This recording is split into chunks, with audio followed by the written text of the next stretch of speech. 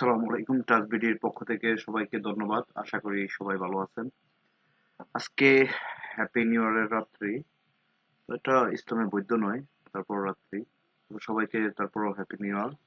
আমরা আজকে কাজ করব পেজ নিয়ে, যে আমরা কালারিং কভার গতকালকে মেক করছি, গতকালকের আগের দিন। আজকে ট্রাই করব কিভাবে আমরা কালারিং পেজ গুলা মেক করতে পারি। তো প্রথমে আমি আপনাদেরকে নতুন একটা জিনিস আগে শেখাই নেই।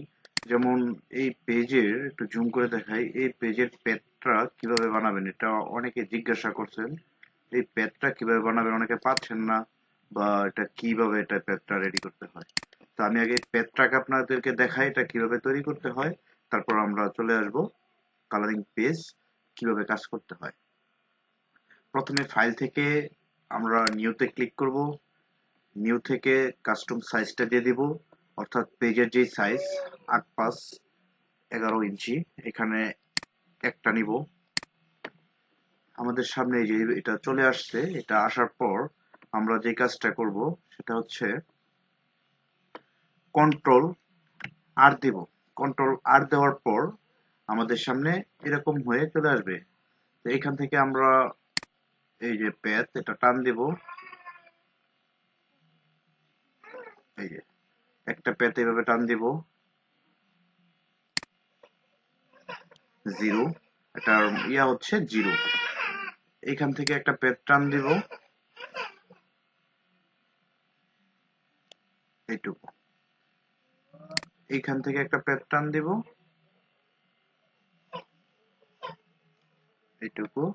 আবার নিচ থেকে একটা প্যাথ টান দিব, সরি,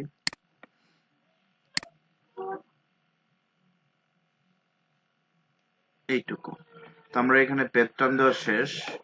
এখন এটা কন্ট্রোল আর দিয়ে ইয়ে করে দেব, এবং এটা লক গাইডটাকে লক করে দিব, এবং এখান থেকে রিঅ্যাকশন টানবো। রিঅ্যাকশনটা আমরা সিলেক্ট করব। সিলেক্ট করার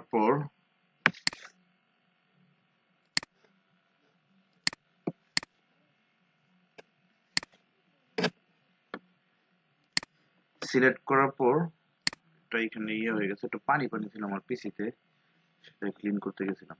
আচ্ছা, এখানে আমরা রিঅ্যাকশনটা টানবো। রিঅ্যাকশনটা এখান থেকে একটু জুম করে নিব, এটা একটু জুম করার পর এই যে এইভাবে এটা সিলেক্ট করব, পেস্ট।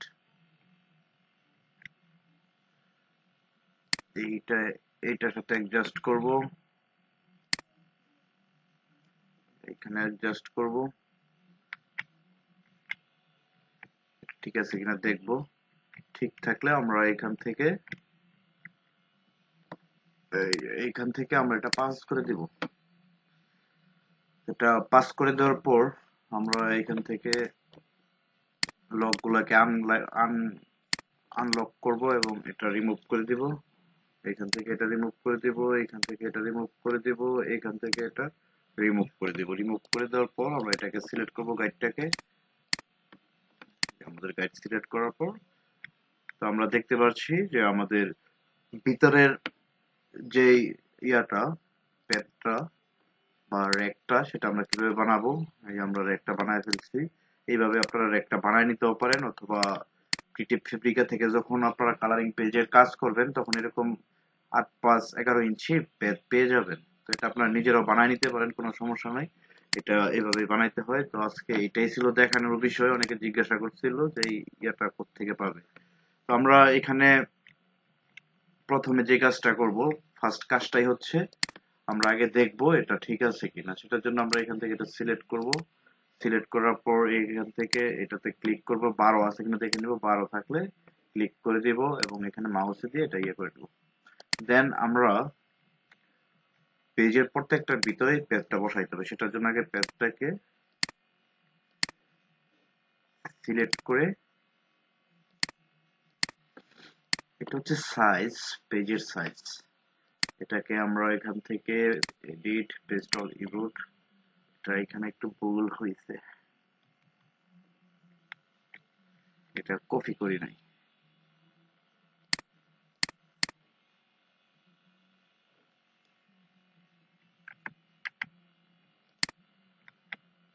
এটা আরেকটু ইয়ে করে নিতে হবে, এটা আবার সিলেক্ট করে করলাম, দেন এখান থেকে এটা সিলেক্ট করে কপি, দেন এডিট, পেস্ট অল, ডান। এখানে একটা বেশি হবে, এটাকে রিমুভ করে দিব। এখন আমাদের কাজ হচ্ছে সবগুলা পেজে পেজ বসানো হয়ে গেছে। আমরা এখন যে কাজটা করব,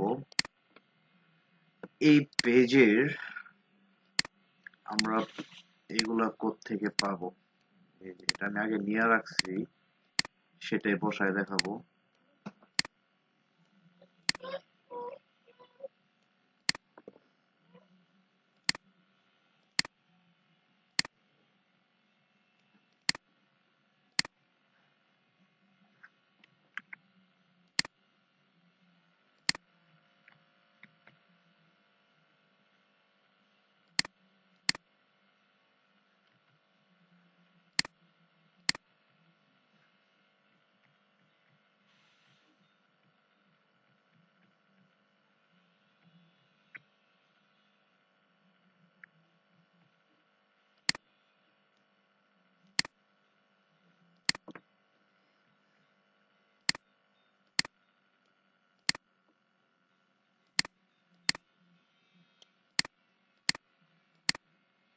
সবগুলো তো আর দেখানোর দরকার নাই, 2-4-5টা দেখালে বুঝে ফেলবেন।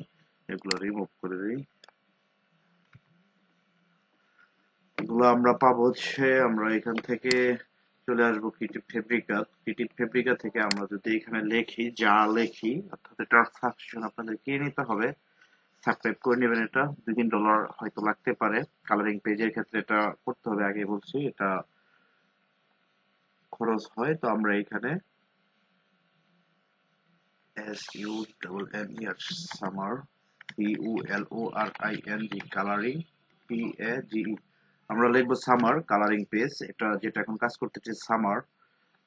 তো আমরা এখানে দেখতে পাচ্ছি যখন সামার লিখছি, লেখার পরে এখান থেকে তারা আমাকে এই যে summer colouring page, summer colouring page, summer activity, activity অবশ্যই না, যেহেতু আমার বুক অ্যাক্টিভিটি না, সেই ক্ষেত্রে যদি অ্যাক্টিভিটি বুক হয় তাহলে ওই ক্ষেত্রে অ্যাক্টিভিটি পেজগুলো আমরা নিব। শুধু summer colouring page for kids এটা যদি হয়, সেই ক্ষেত্রে আমরা শুধুমাত্র কালারিং পেজ ফর কিডসটা ডাউনলোড করবো। এই যে এখানে আছে 40টা পেজ।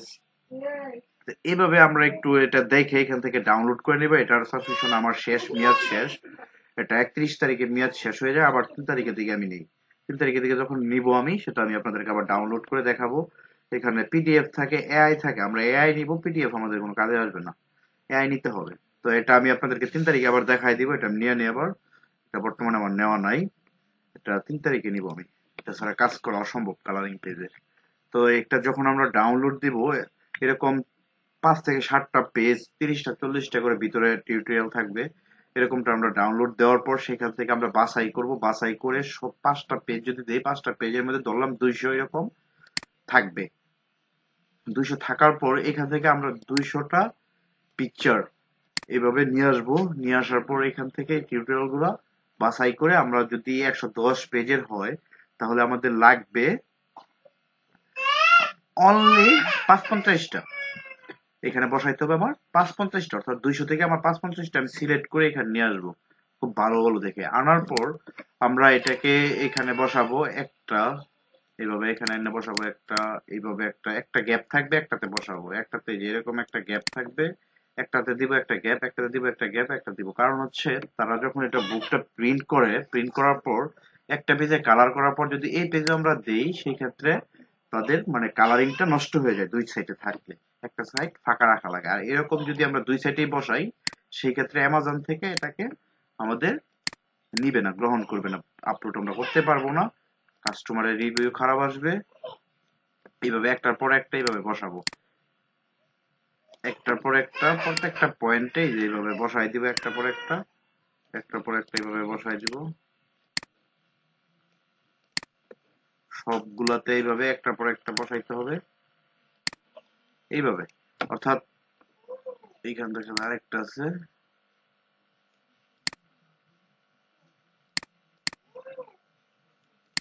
এখানে বসাই দিব।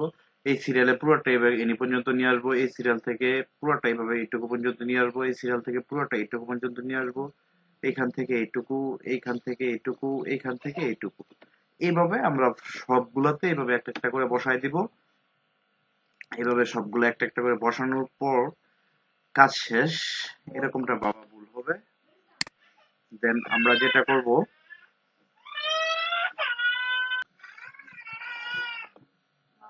তো এখান থেকে আমরা যে কাজটা করব সেটা হচ্ছে একটু জুম করে এটাকে আমরা একটু বড় করে নিব, অর্থাৎ প্রত্যেকটা পেজে আমাদের এটা বড় করে নিতে হবে। বড় করার পর আমরা এটাকে সিলেক্ট করব, এই যে আবার দেখাচ্ছি, এটাকে সিলেক্ট করব। যখন আমরা পেজটা ওইখান থেকে এখানে নিয়ে আসবো, কোনো পেজ এরকম থাকবে, কোনো পেজ এরকম বড় থাকবে, অর্থাৎ কোনো পেজ কিন্তু আপনার মানে এক মিলে থাকবে না, এক একটা এক এক রকম থাকবে। এগুলো আপনাকে সাইজ করতে হবে। যেমন এটা নিয়ে আসলাম, নিয়ে আসার পর আমরা এটাকে এখানে ধরেন এটা এরকম আমরা নিয়ে আসছি, ধরলাম। তো এটাকে আমরা এখান থেকে সিলেক্ট করব, সিলেক্ট করার পর এইখানে আর এইখানের দিকে এটা রিঅ্যারেঞ্জ করে নিব, অ্যালাইন করে নিব। অ্যালাইন করার পর আমরা যে কাজটা করব,